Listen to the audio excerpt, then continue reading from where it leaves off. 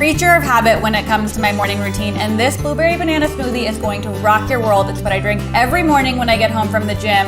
Okay, first things first, we're gonna make this flax, chia, hemp seed mixture, which is, I mean, everyone always tells you to put like protein powder in your smoothies. I don't have time for any of that. So I just make my own little mixture at home.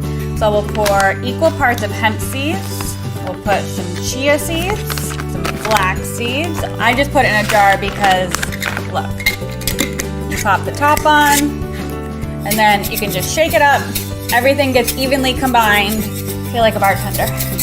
Every morning, I can just pour a couple tablespoons of this into my blender for my smoothie mix.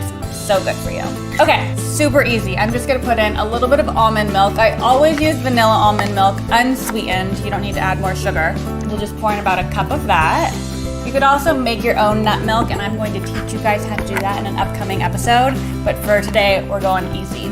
Some almond butter. You could also use cashew butter, but this is also like a really great source of protein. And then you can just eat it, whatever's left over.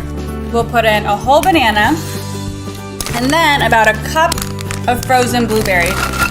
You could also do raspberries, strawberries, but the purple color from the blueberries is everything. We'll just pop the top on, put it on our smoothie mix.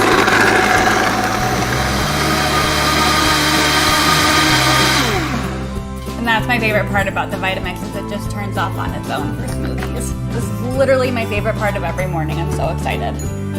We just pour it in. By the way, that recipe I just showed you makes 1 serving. Perfect. And all the chia and the hemp and the flax seeds are blend up. I mean, look at that color. It's perfect. So good. Grab the full recipe on whatsgobbycooking.com.